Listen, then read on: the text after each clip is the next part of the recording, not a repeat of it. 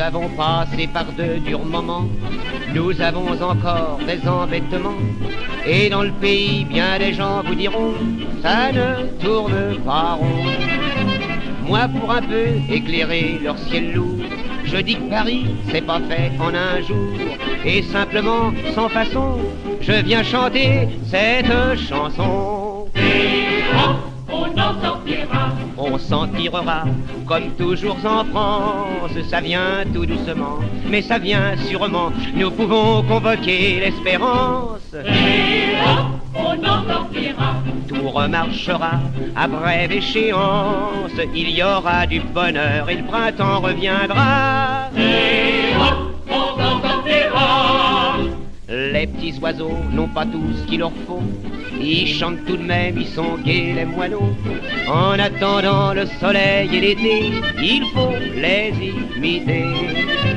On reverra les pommes frites et le beefsteak, et c'est même sûr qu'il y aura du beurre avec. Sans compter que pour l'amour, on en a déjà tous les jours. On en sortira. On s'en tirera, comme toujours en France. Ça vient tout doucement, mais ça vient sûrement. Nous pouvons convoquer l'espérance. On en sortira. Tout remarchera à brève échéance. Il y aura du bonheur et le printemps reviendra. On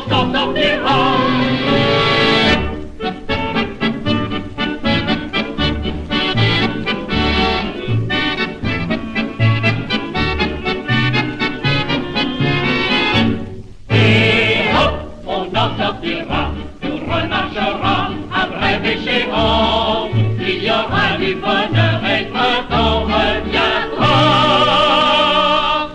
Et hop, on s'en sortira.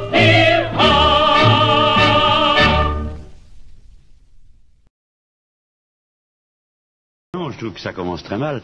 D'abord ici, je voudrais vous apporter une petite bouffée de l'air de joie qui règne dans les milieux populaires, car c'est un nom joyeux, figurez-vous. Hein. Je respecte la douleur de ceux qui ont défendu le oui, mais je vous demande de comprendre que c'est un nom joyeux, populaire et un nom pro-européen. Et maintenant, il faut être responsable et ne pas brasser son amertume. Il faut que les peuples d'Europe sachent que les Français ont dit non à une Europe, l'Europe libérale. Ils n'ont pas dit non à toute l'Europe. Alors, le chef de l'État, lui, il est incroyable. Le vote a à peine eu lieu, 55% sont pour le non, et il dit qu'il va en tenir compte, mais il plaisante. Il a reçu un mandat du peuple français, un mandat clair. Les Français ne veulent plus de ce modèle de construction de l'Europe, le modèle libéral. Par conséquent, ça vaut aussi pour M. Sarkozy, qui ferait bien de remballer tout de suite sa marchandise, car s'il n'a pas compris que ce soir, ce que viennent de dire les Français, c'est nous ne voulons pas du libéralisme, c'est décidément que ces gens-là sont incorrigibles.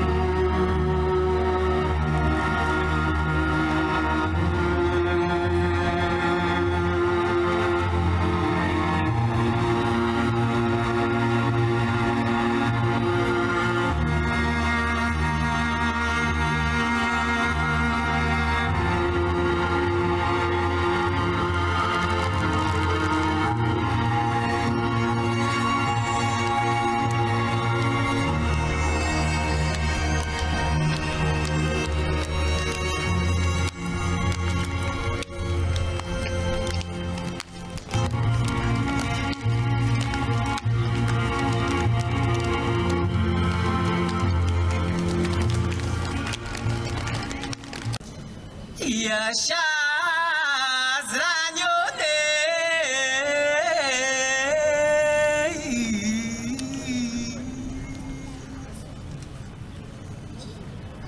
Boże mój,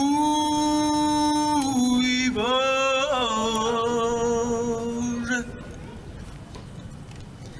Przyszła do niego matula jego, kochany Janku, cóż ci takiego, mój Boże, cóż ci takiego.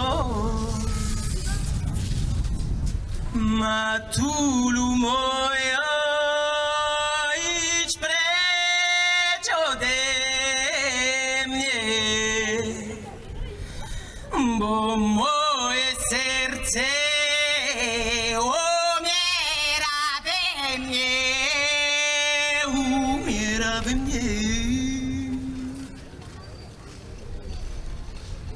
Przyszedł do niego tatula jego, kochany Janku. Kochany Janku, cóż ci takiego, mój Boże, cóż ci takiego.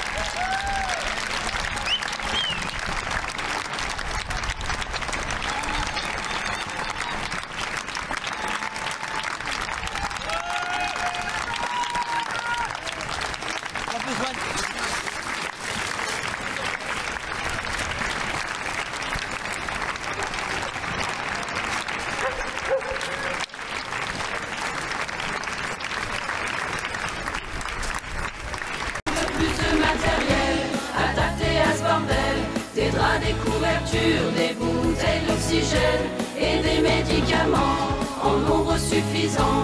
Un peu plus qu'une salade à donner aux malades. Il coupe tous nos moyens, il dit ça ira bien. Attention, il y a urgence, c'est fou, ça se passe en France. Nos médecins n'en peuvent plus, c'est simple, on n'en trouve plus. Prendre soin des patients, c'est pouvoir prendre le temps de leur tenir la main, de leur mettre un bassin. Rassurer les familles, putain, sont des humains. On manque de personnel, du prise en charge humaine. Le temps les écouter, pas moyen de bien soigner.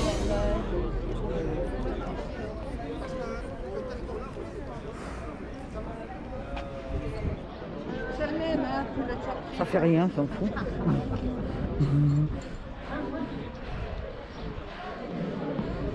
Bonjour. Salut mon grand. Oh, bah c'est...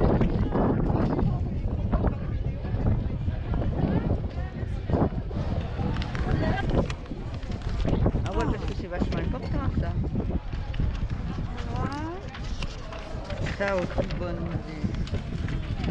D'accord.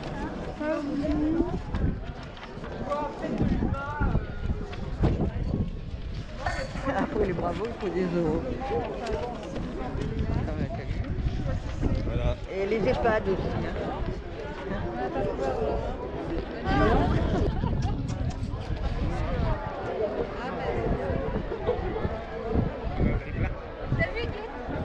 C'est bien ça?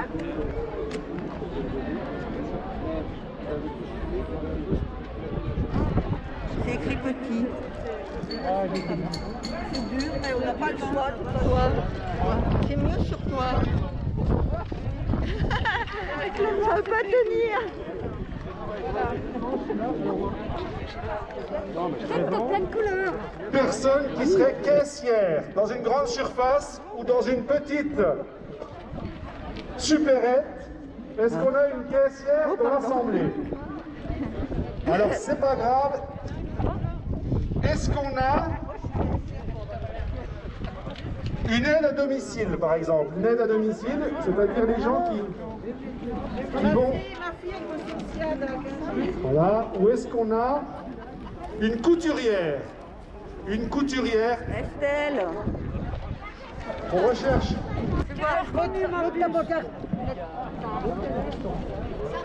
Merci.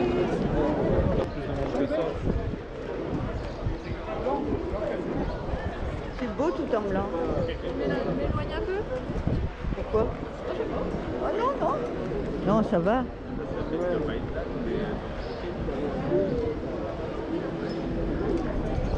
Il y a beaucoup de blanc, c'est bien. Ça va?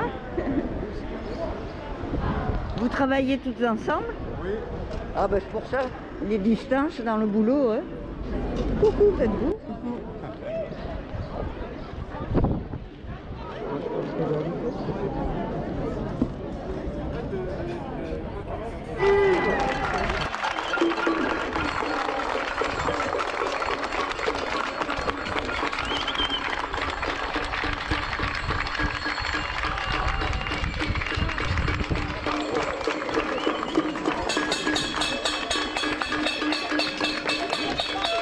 Venez, venez, n'ayez pas peur! N'ayez pas peur, les blouses blanches!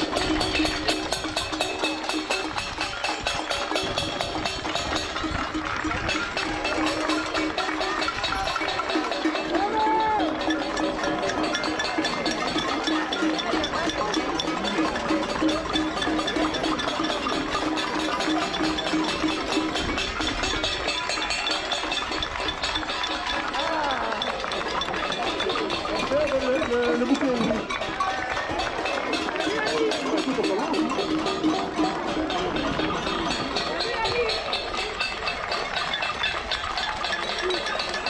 Merci.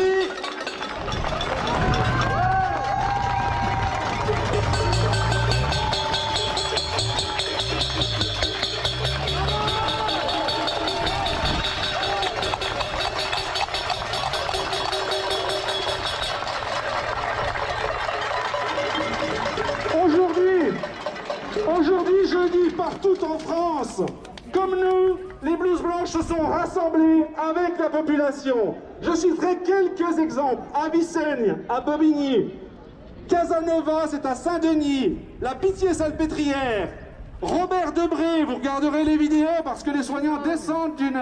C'est toujours impressionnant. Et ils étaient encore plus nombreux que jeudi dernier. Simone. Il y a aussi Libourne, Bordeaux, Rennes, et puis le mardi, dans d'autres pays, dans d'autres villes de France, Saint-Étienne, Toulouse, Lyon, Marseille. Nous devons maintenant nous faire entendre les blouses blanches.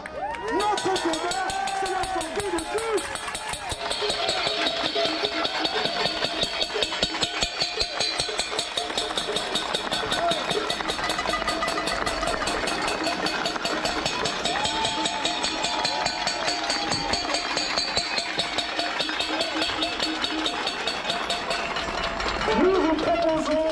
Nous vous proposons maintenant de faire le tour de l'hôpital Major en partant sur la droite.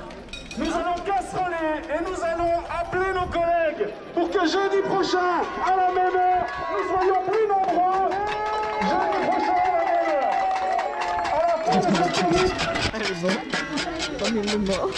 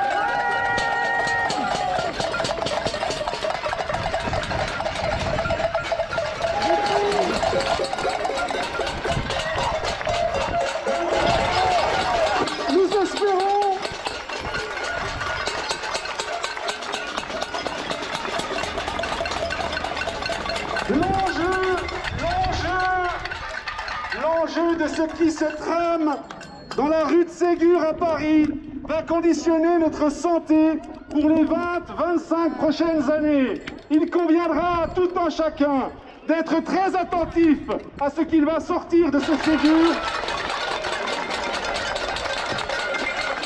Tout cela, eh bien, le syndicat Sud-Santé hospitalier, hôpitaux. Et ensuite, la parole sera libre pour ceux qui le souhaiteront. Nous vous donnons d'ores et déjà rendez-vous jeudi prochain, ici même, à 14 h, pour ce qui sera encore plus une grande manifestation pour tous, jeudi prochain, 14 h.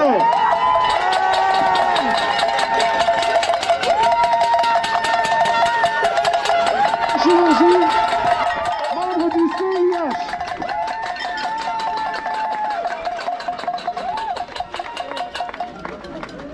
Ah oui, il faut parler. Bonjour à tous, merci beaucoup. Au nom de tout le collectif Interhôpitaux que nous représentons ici et qui siège au sein du Ségur de la santé pour défendre notre hôpital public, je vous remercie chaleureusement pour ce témoignage de sympathie envers tous les collègues hospitaliers qui sont là, qui sont dans les services, qui travaillent et qui ont tenu bon pendant tous ces mois face à l'épidémie de Covid-19. Alors nous sommes collectifs, nous sommes assez inquiets quand même de la tournure que prennent quand même les choses. Collectif Interhôpitaux, collectif Interurgences qui sont en grève depuis plus d'1 an maintenant, puisque ça avait démarré en février 2019, je vous rappelle, et n'ont toujours pas été entendus. Qu'est-ce que nous demandons à Madame Buzyn qui nous a lâchement abandonnés après avoir menti aux Français sur l'épidémie de Covid-19 pour rejoindre la campagne municipale à Paris. Qu'est-ce que nous demandions déjà depuis tous ces mois, depuis septembre de l'année dernière? 300 € d'augmentation pour tous les personnels hospitaliers, que ça aille des technico-logistiques, aux médecins, aux soignants, aux infirmiers, aux aides-soignants de nos hôpitaux qui sont sous-payés par rapport à nos collègues européens. C'est inadmissible. On ne peut pas être encore en France 28e rang sur 32 dans l'OCDE pour le salaire des infirmières. Voilà. Donc ça, c'est une revendication. Et qu'est-ce que nous a donné Madame Buzyn, Monsieur Véran, qui était son bras droit déjà à l'époque? Rien du tout. Nous avons demandé un moratoire sur les licenciements de personnel, sur les suppressions de personnel, sur les suppressions de lits. Qu'est-ce que nous a donné Madame Buzyn et Monsieur Véran? Rien du tout. Nous avons demandé que l'ONDAM, c'est-à-dire l'objectif national des dépenses de santé, soit augmenté, ne serait-ce que pour juste assurer les frais occasionnés par les charges de coûts de la santé. Et de ce fait-là, cet ONDAM qui est toujours à 2%, bien qu'on ait demandé 4%, nous ponctionne chaque année des millions d'économies sur la santé. Et là encore, en 2020, nous allons devoir faire, à cause de ce satané ONDAM, 800 millions d'économies sur la santé. Voilà ce qu'on nous a donné jusqu'à présent.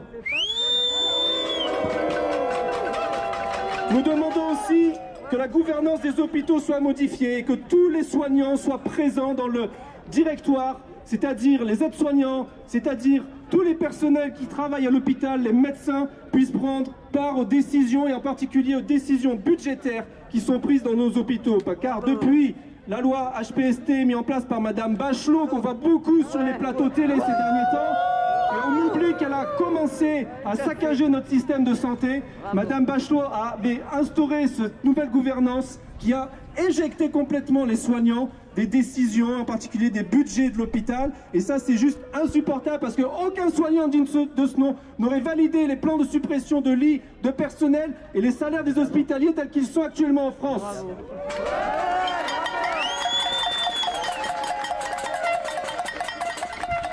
Et puis aussi, on a demandé à M. Macron, on a demandé un plan d'investissement pour l'hôpital. Un grand plan d'investissement, un choc d'attractivité pour l'hôpital public, car il ne vous a pas échappé que de plus en plus de personnes ne veulent plus travailler dans nos hôpitaux.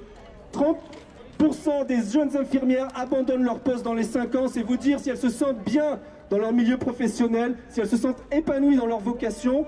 Et qu'est-ce qu'on nous a donné pour ce grand choc, hein? C'était le plan Ma Santé 2022 de Madame Buzyn. On nous a donné 500 millions par an sur 3 ans. Alors ça paraît beaucoup, 500 millions par an, mais il faut savoir que les dépenses nationales de santé, c'est beaucoup plus de milliards que ça. D'accord? On nous demande 800 millions d'économies sur l'Ondam, déjà. Donc les 500 millions, on est à moins 300 millions. Dans ces 500 millions, il y a aussi un plan de financement pour les EHPAD qui est tout à fait justifié parce que les conditions dans lesquelles nos aînés sont accueillis dans les EHPAD est juste indigne d'une démocratie comme la France.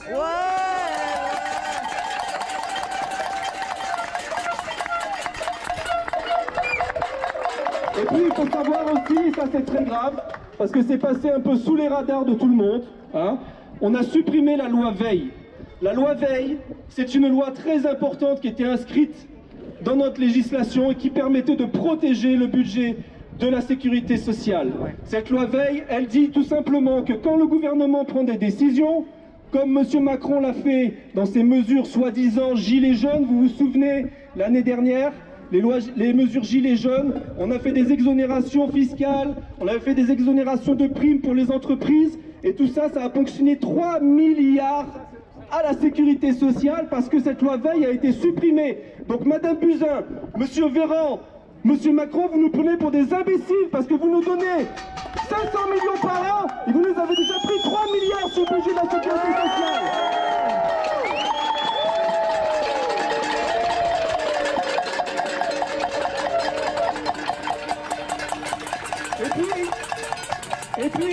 Et puis finalement, les soignants manifestent depuis des années. C'est pour ça aussi que nos collègues dans les bâtiments ne nous rejoignent pas. Les gens sont désabusés, ils sont découragés, ils sont écrasés sur leur charge de travail, leurs conditions difficiles. Et il a fallu finalement cette foutue épidémie de Covid-19 pour que M. Macron se réveille et organise ce Ségur de la santé. Mais c'est juste indigne quand même. On n'a pas entendu les soignants pendant tous ces mois. Et maintenant on nous fait croire qu'on va nous aider. Nous ne sommes pas dupes. Ce Ségur de la santé commence juste comme une mascarade. Qui a-t-on mis à la tête du Ségur de la santé? La comtesse Nicole Notat, qui sera la comtesse de Ségur. Pour ceux qui ont oublié, Madame Nicole Notat, depuis 1995, sous le gouvernement Juppé, a saccagé notre système social en France au sein de son syndicat qui s'appelle la CFDT et qui vient encore de vendre nos retraites.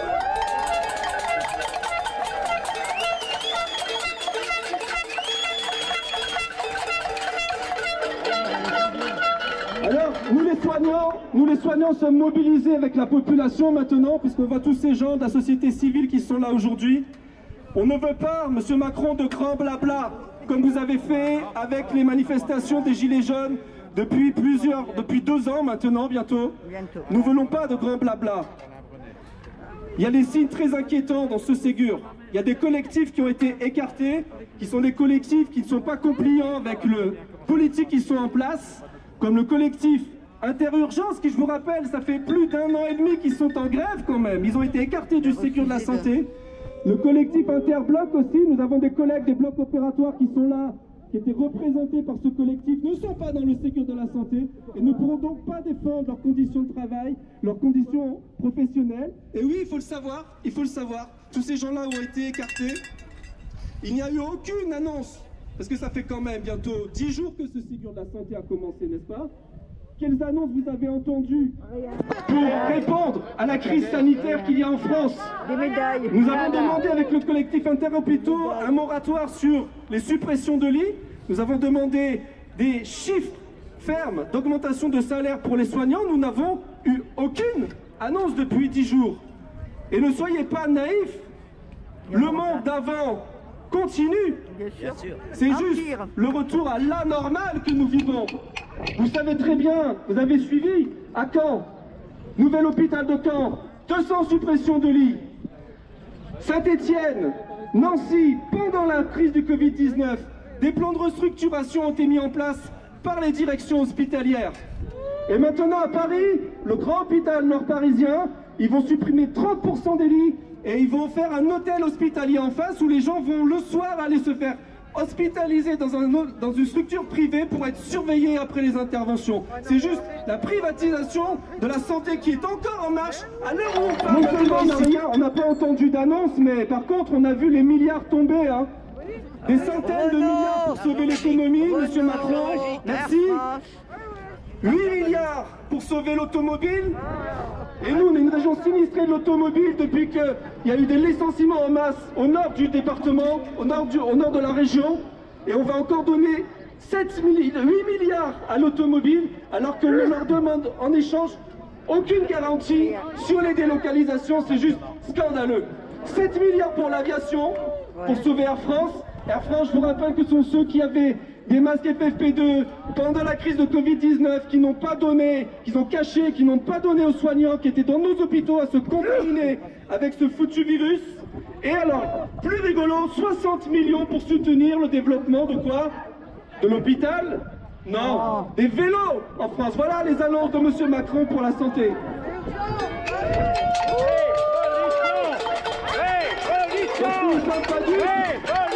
Nous ne sommes pas dupes de ce qui est en train de se passer avec ce Ségur de la santé. Le gouvernement est juste en train d'essayer de gagner du temps parce qu'ils savent que bientôt c'est les vacances. On ne peut pas résoudre les problèmes de la santé en 7 semaines en excluant les collectifs qui se battent depuis des mois pour défendre la santé des Français et résoudre ça en 7 semaines. C'est juste de l'enfumage. Ils essayent de nous endormir pour qu'on arrive aux vacances, qu'on parte en vacances parce qu'on est tous autant qu'on est fatigués suite à cette épidémie de Covid et repartir encore dans un nouveau cycle avec la rentrée, les fins d'année, etc. Et c'est ça, c'est ce qui se passe dans notre pays depuis plusieurs années. On n'écoute pas les citoyens de ce pays dans un problème crucial comme celui de la santé en France. Donc, monsieur Macron, nous ne sommes pas dupes. Nous savons qu'aucun conquis social, en dehors de l'abolition de la peine de mort, des 35 heures que madame Nota va essayer de nous voler, et du mariage pour tous qui a été mis en place par monsieur Hollande, aucun conquis social n'a été obtenu en dehors que dans la rue. Et donc c'est pour ça que nous sommes là aujourd'hui. Et que nous serons là encore jeudi prochain.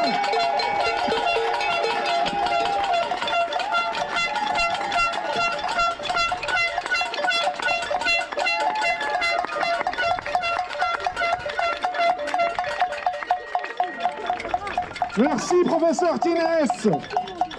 Maintenant, par le monarque et au péril de votre vie. Cela dit, il conviendrait, d'une part, de ne pas oublier que vos héros tiraient la sonnette d'alarme depuis plus d'1 an déjà, scandant à chacune de leurs manifestations « L'État compte les sous, on va compter les morts !» Et cela sans un soutien populaire massif auquel on aurait pu s'attendre. D'autre part, j'ose espérer que, cette déferlante virale derrière nous, applaudisseuses et applaudisseurs, vous n'allez pas vous empresser d'oublier vos héros. Car aujourd'hui, il ne suffit plus de leur dire merci, ce n'est plus d'applaudissements dont ils ont besoin, mais d'un soutien populaire massif, en répondant présent à son mouvement.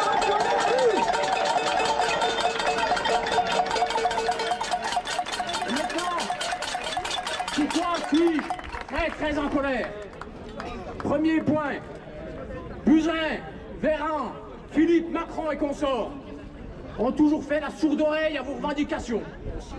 Ils vous ont même envoyé leur police pour vous matraquer, vous gazer. Puis, alors que la pandémie frappait à notre porte, alors qu'ils savaient, ils ont maintenu envers et contre tout le premier tour des élections municipales. Puis, ils vous ont envoyé au front sans aucune protection. J'admire la rhétorique guerrière du monarque qui parle de combattants sans armes. Et pour pallier ce que d'aucuns appelleront leur négligence, d'autres leur incapacité, leur impéritie, moi je dis tout simplement, tous leurs actes sont dictés par leur idéologie néolibérale qui privilégie l'économie à la santé et les intérêts particuliers à l'intérêt général. Eh bien, qu'ont-ils fait? Ils n'ont pas arrêté de vous mentir, de nous mentir sur les masques, leur stock, leur utilité. Et certains d'entre vous en sont morts. Je pense en particulier près de chez nous au docteur Éric Loupiac de Lons-le-Saunier, sans oublier les autres évidemment. Bien sûr. Alors, je ne vais pas me contenter de l'étrange mea culpa du monarque, ce 15 mai à la Salpêtrière, qui disait « ce fut très cruel pour moi ».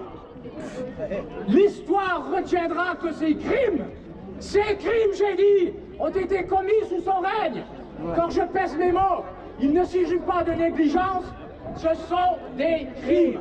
Alors, il devra vous rendre des comptes, nous rendre des comptes. Exigeons qu'il rende des comptes devant l'institution judiciaire. Ouais. Deuxième point. Ah ben, c'est pas fini. Macron et consorts s'attendent à la frotter, pour parler familièrement. Aussi va-t-il faire profil bas. Il va lâcher une prime par-ci, c'est fait, je crois. Promettre des médailles en chocolat par-là. Voir, je dis bien voir, lâcher quelques millions d'euros à la Saint-Glinglin. Et quand l'orage sera passé, chasser le naturel, il revient au galop. Quand ces gens sont biberonnés à l'idéologie néolibérale qui prône la marchandisation à outrance.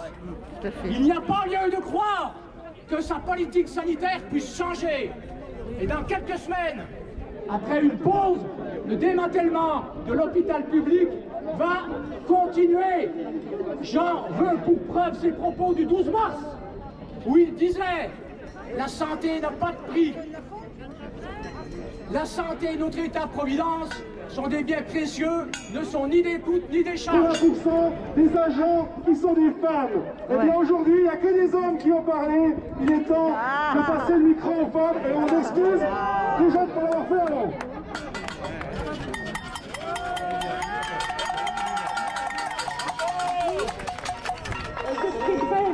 Parce que le constat, il a été fait.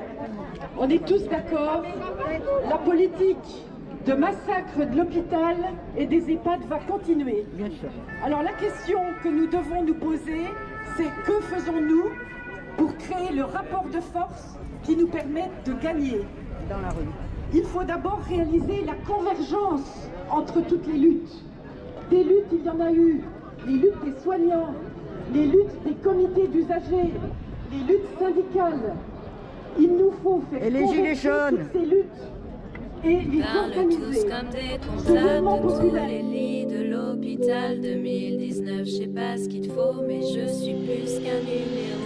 Urgence en grève, c'est à la mode. Des murs en moins dans les campagnes. Là, faudrait peut-être casser les codes. Les urgences l'ouvrent, c'est bien normal. Balance ta blouse. Même si tu parles mal des chiffres, on sait qu'au fond t'as compris. Balance ta blouse, Agnès, peut-être tu changeras. Balance ta blouse. Donc laisse-nous te chanter. On te demande pas un petit billet. On ne passera pas à la radio. Parce qu'on est tout le temps au boulot. Les patients disent à demi-mot. Quand t'es malade, y a pas de locaux. Quand t'es pas bien, y a plus de médecins. Et les soignants ont du chagrin. Oh, je veux que tu parles de nous. C'est quoi le problème? Putain, on a pour toi le plus triste des poèmes. Laisse-nous te chanter. Faut plus aller te faire soigner. Et n'attends pas sur le brancard. Parce que tu risques une belle escale. Balance ta blouse.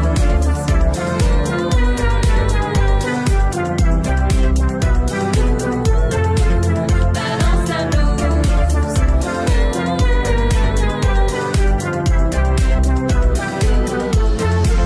Balance ta blouse. Un jour peut-être ça changera.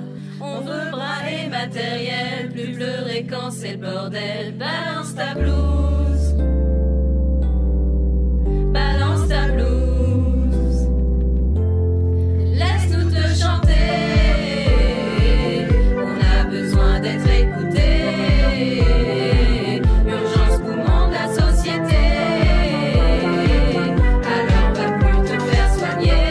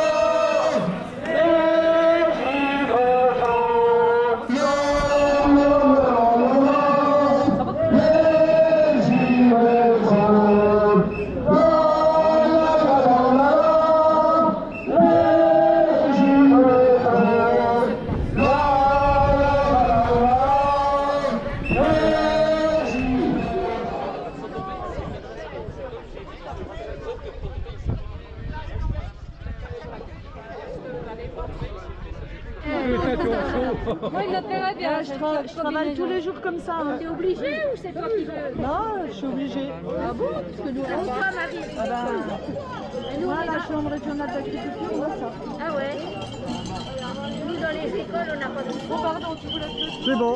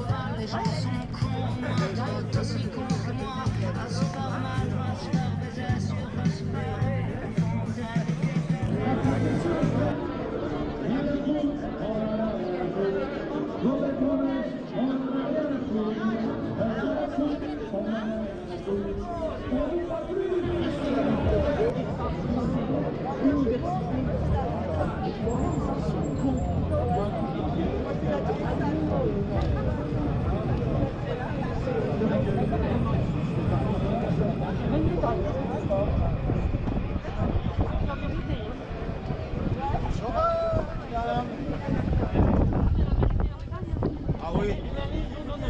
Ah non, les infirmières, ils la méritent.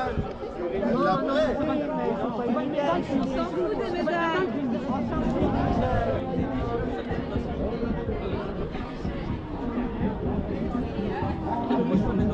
Voilà, engagez-nous.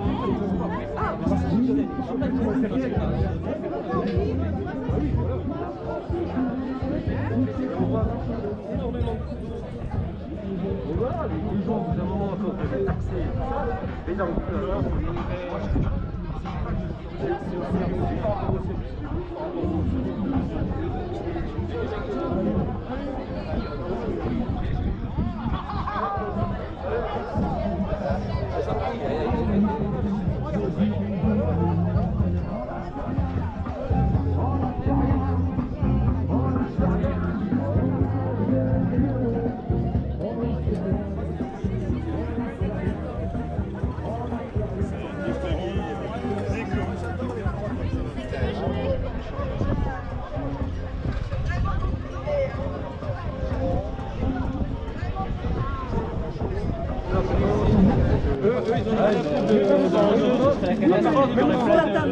Non, il marche pas. S'ils font des plans de licenciement mais qui ne rappellent pas au bout, oui, mais il y a le plan des... Ça marche pas? Si, ça marche. Vous entendez ou pas? Ouais, vas-y. Voilà. Bon, moi, je voulais vous parler à la fois en tant que soignante, je suis psychologue, et en tant que gilet jaune. Donc nous avons fait jeudi un rassemblement avec les soignants que nous renouvellerons tous les jeudis parce que nous allons les accompagner dans leur combat. Parce que l'hôpital public, c'est notre service public et nous devons le défendre. nous n'allons ni oublier, ni pardonner. On n'a pas besoin de médailles ni de dons, mais on a besoin de salaires décents pour le personnel. On a manqué de tout. On manque de personnel, on a manqué de masques, on a manqué de tenues de protection, on a manqué de respirateurs, on a manqué de tout ce qui était utile pour pouvoir soigner les patients et on n'avait pas assez de lits de réanimation. Alors le gouvernement nous raconte qu'en fait ils ont fait tout ce qu'il fallait puisqu'en fait ils ont évacué des patients sur l'Allemagne, sur la Suisse, sur la Belgique, en Bretagne, et personne n'a pensé à la souffrance des familles de ces patients dont les proches partaient dans un pays étranger loin d'eux et qui quelquefois mouraient sans que personne puisse les accompagner.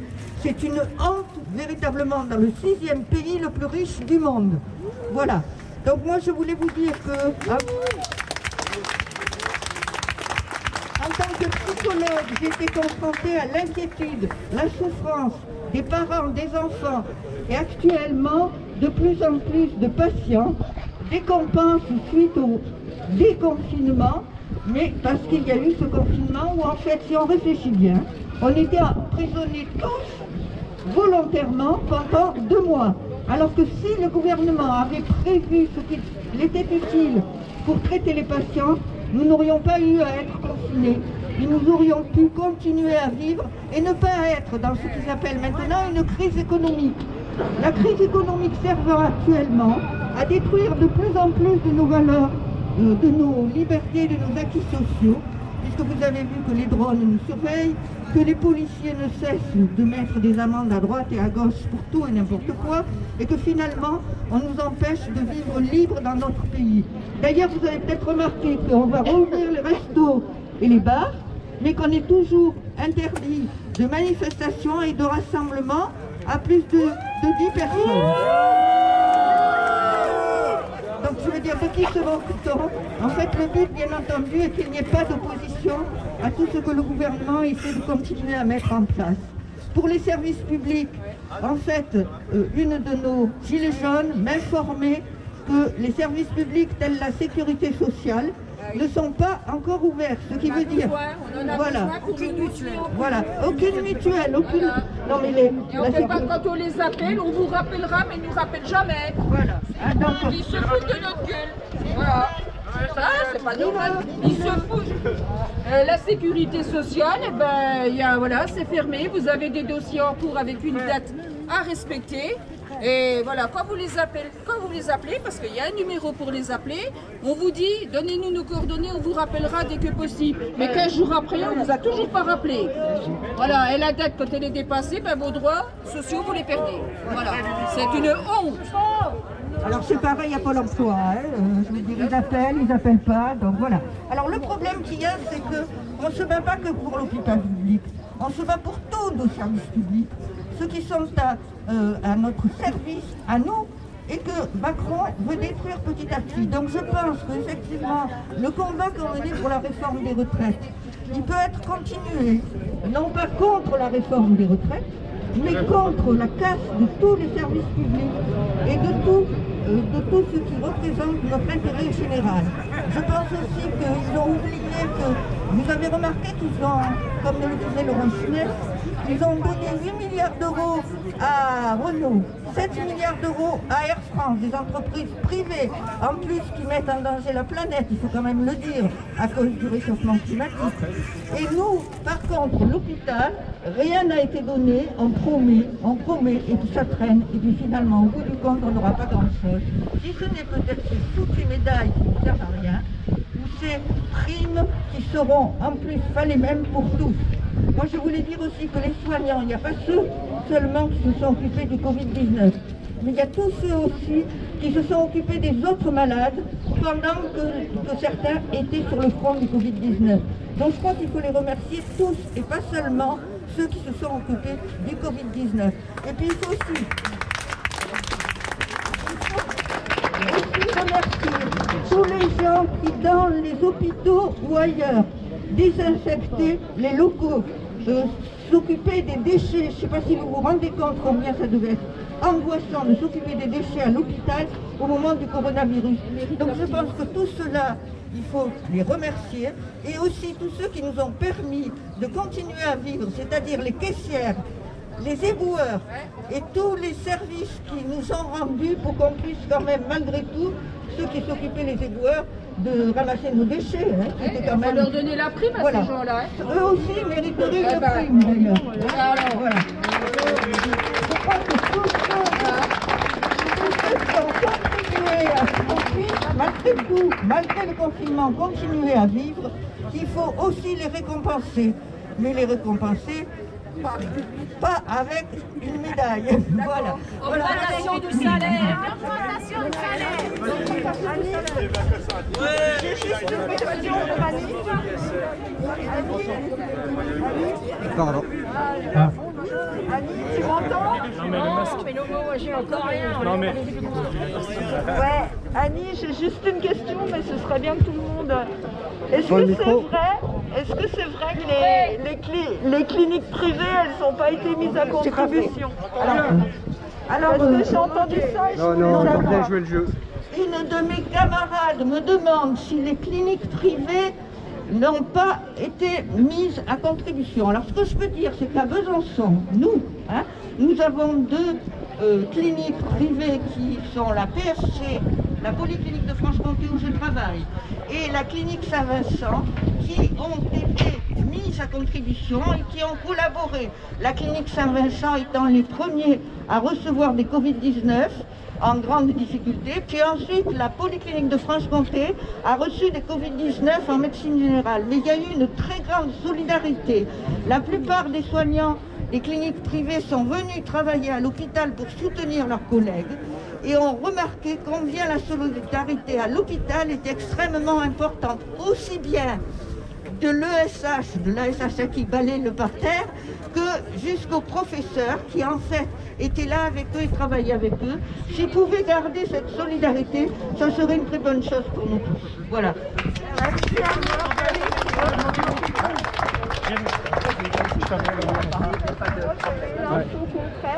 Bonjour.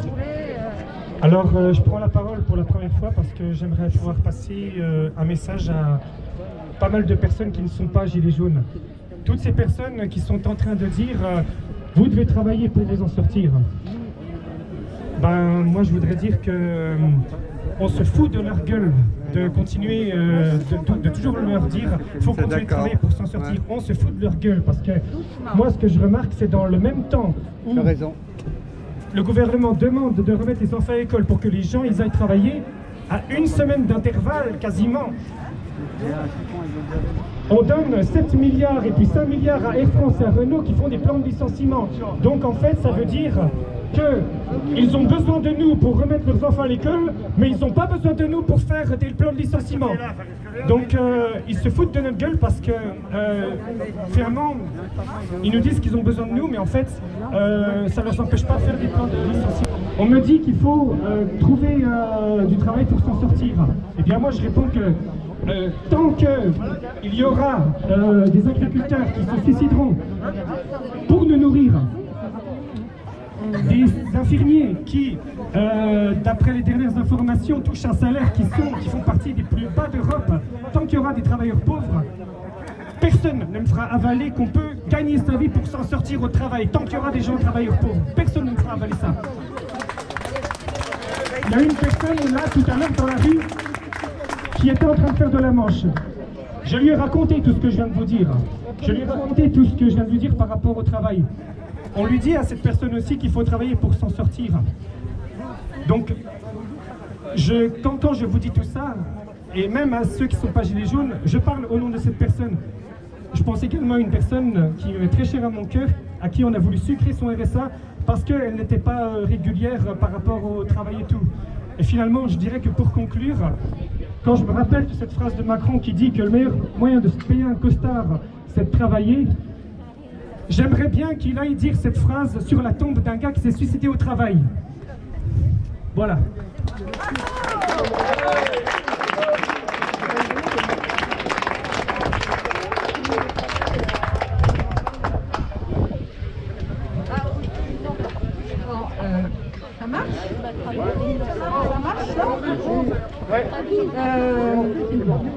Dans le cadre du personnel médical, je voudrais parler d'une catégorie qu'on n'a pas beaucoup citée, qui sont les médecins libéraux, les infirmiers libéraux, les sages-femmes libérales, etc. Les médecins libéraux sont interdits de prescrire certains médicaments, donc l'hydrochloroquine. Et donc ça c'est une mesure liberticide qu'on n'avait jamais connue. Donc on est en route vers un certain fascisme quand même, avec en plus les lois liberticides qui ont été votées par l'AREM récemment. Voilà. Donc voilà, il faut être conscient de la situation. Merci. Qui, pendant toute cette crise, ont qualifié le peuple d'incompétent, nous prenant pour des enfants, soi-disant nous étions incapables de gérer les affaires politiques qui nous concernent. Visiblement, le personnel soignant n'a pas arrêté de revendiquer le fait d'un hôpital correct, où la tarification à l'acte et la numérisation des patients devait être stoppée. L'hôpital a réclamé des moyens pendant des années, pendant des mois, voire même des années. Il a été récompensé à coups de matraque, de flashball et de mépris pas possible. Nos dirigeants nous ont méprisés, soi-disant qu'on était bêtes, incompétents. Le peuple n'a pas arrêté de réclamer de meilleurs hôpitaux, de meilleurs services publics, un stock stratégique pour les masques et les équipements. Un minimum. Nous ne demandions pas la lune, nous demandions un minimum. La raison même de la fondation d'une civilisation, c'est justement se préserver des catastrophes qui tuent des milliers de gens. Exemple, le coronavirus. Soi-disant, nos dirigeants qui étaient plus intelligents que nous se sont révélés incompétents, bêtes et stupides. Nous sommes plus intelligents qu'eux et ça se voit. Nous sommes plus forts et plus intelligents. C'est pour cela que pour la démocratie, ça suffit des dirigeants, ces espèces de principes qui nous prennent pour des abrutis sans cesse. Il y en a marre de se faire mépriser par des gens qui non seulement sont bêtes, incompétents, mais qui en plus ont le culot de nous mentir systématiquement en pensant que ça ne se voit pas. Non seulement nous le voyons, mais la colère, vous avez peut-être réussi à nous confiner, mais notre colère, nous, n'est pas confinée et ne le sera jamais.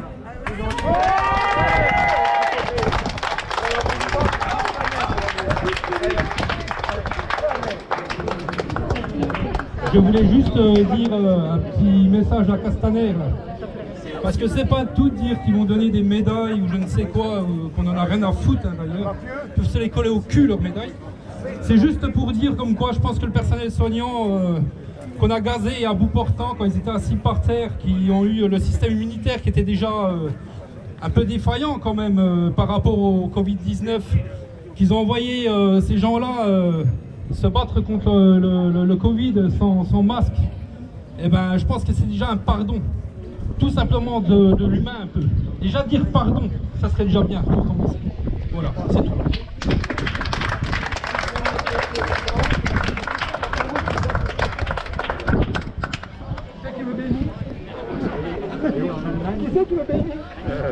Non. Bonjour, ouais. Moi je voulais parler à tous ceux là qui sont en train d'acheter, de faire des courses, se balader en ville. Il y a un moment, il faut que vous compreniez les gens qui sont autour de nous là. Vous êtes des citoyens comme les autres. Vous voyez pas ce qui se passe en France? On est en train de perdre nos libertés. On est en train de perdre nos droits. On est en train de nous exploiter plus que jamais. Leur monde, il est toujours là. Ils veulent le conserver. Si on fait rien, rien n'avancera. Vous voyez bien que pendant le confinement, ils ont continué à licencier. Ils ont dérégulé le code du travail, pardon. Et ils ont mis l'état d'urgence sanitaire en nous bloquant, en nous empêchant de manifester. Messieurs, dames, tous ceux qui sont autour de la place, tous ceux qui se baladent, quand c'est que vous allez réagir? Quand c'est que vous allez réagir avant qu'il soit trop tard? La France ne peut plus rester. C'est pour ça qu'on a manifesté. Aujourd'hui, on va manifester. Il y en a marre d'être confinés. Et juste pour vous dire une chose, le 2 le mardi 2 juin, nous avons fait appel par rapport à un slogan que nous avons prononcé à un moment quand Castaner est venu à Besançon il y a 1 an. On a été condamné à 1 500 € d'amende avec sursis et 5 ans de mise à l'épreuve pour un slogan. Est-ce que vous entendez? Et il y a même des gens qui ont été en garde à vue pour juste des banderoles. On est en France, on a le droit de manifester, on a le droit de donner notre désaccord, on a le droit d'être en désaccord avec le gouvernement. Ça va être quoi l'avenir pour vos enfants si vous laissez faire? Ils veulent vous confiner, ils veulent vous habituer à ça. Il y a un moment, il faut sortir avec nous. C'est pas les gilets jaunes, c'est les citoyens. Ça suffit. Ferme ta gueule, travaille, consomme, et ferme ta gueule, travaille, consomme, et ferme ta gueule, travaille, consomme, et ferme ta gueule, travaille, consomme, et ferme ta gueule, travaille, consomme, et ferme ta gueule, travaille, consomme, et ferme ta gueule, travaille, consomme, et ferme ta gueule, travaille, consomme, et ferme ta gueule. Venez nous rejoindre à 14h, venez défendre vos droits, être soignés dignement et avoir du personnel respecté devant l'hôpital, devant l'entrée de l'hôpital. Et venez avec des affichettes qu'on pourra coller un petit peu sur les murs pour passer vos messages et des casseroles pour faire du bruit pour qu'on soit enfin entendu par ce gouvernement. Donc tous les jeudis à 14h devant l'entrée de l'hôpital Mingeot, on vous attend nombreux pour nous soutenir. Ouais.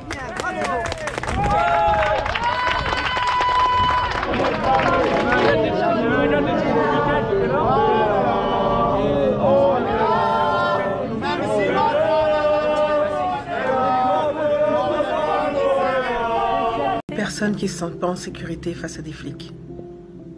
J'en fais partie.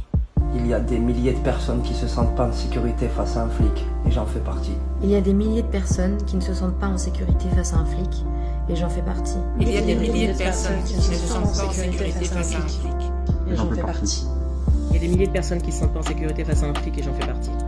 Il y a des milliers de personnes qui ne se sentent pas en sécurité face à un flic, et j'en fais partie. Il y a des milliers de personnes qui ne se sentent pas en sécurité face à un flic, et j'en fais partie. Il y a des milliers de gens qui ne sont pas en sécurité face à un flic, et moi j'en fais partie. Il y a des milliers de personnes qui ne se sentent pas en sécurité face à un flic, et j'en fais partie. Il y a des milliers de personnes qui ne se sentent pas en sécurité face à un flic, et j'en fais partie. Il y a des milliers de personnes qui ne se sentent pas en sécurité face à un flic, et j'en fais partie. Il y a des milliers de personnes qui ne se sentent pas en sécurité face au flic, et j'en fais partie. Il y a des milliers de personnes qui ne se sentent pas en sécurité face à un flic, et j'en fais partie. Il y a des milliers de personnes qui ne se sentent pas en sécurité face à un flic, et j'en fais partie. Il y a des milliers de personnes qui ne se sentent pas en sécurité face à un flic, et j'en fais partie. Il y a des milliers de personnes qui ne se sentent pas en sécurité face à un flic, et j'en fais partie. Il y a des milliers de personnes qui ne se sentent pas en sécurité face à un flic, et j'en fais partie. Il y a des milliers de personnes qui ne se sentent pas en sécurité devant la police, et j'en fais partie. Il y a des milliers de personnes qui ne se sentent pas en sécurité face à certains flics, et j'en fais partie. Il y a des milliers de personnes qui ne se sentent pas en sécurité face à un flic.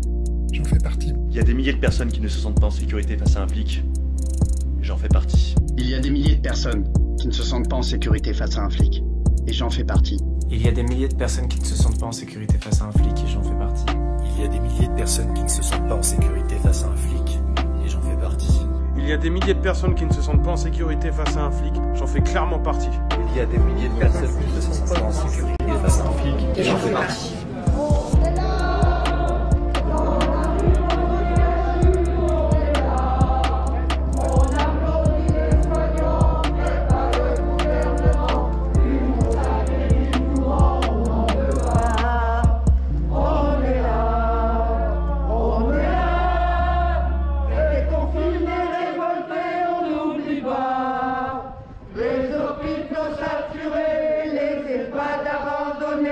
Les moyens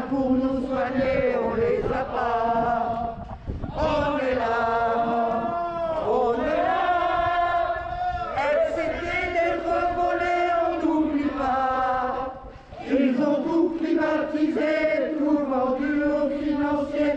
Ça ne se passera plus comme ça, car on est là. On est là. On est là. Exploité, méprisé, on n'oublie pas. Les milliards aux entreprises, ça prouve quoi qu'ils en disent, que de l'argent il y en a pour ces gens-là. On est là. On est là. Déconfinés, révoltés, on n'oublie pas. Tous ceux qui vont au chapeau sont assis dans les wagons et bossent sans protection, on n'oublie pas. On est là. On est là. Indignés, révoltés, on n'oublie pas. Les migrants, les sans-abri, tous les enfants qui s'ennuient, les papis et les mamies, on n'oublie pas. On est là. On est là. Confinés, bouleversés, on n'oublie pas. Les enfants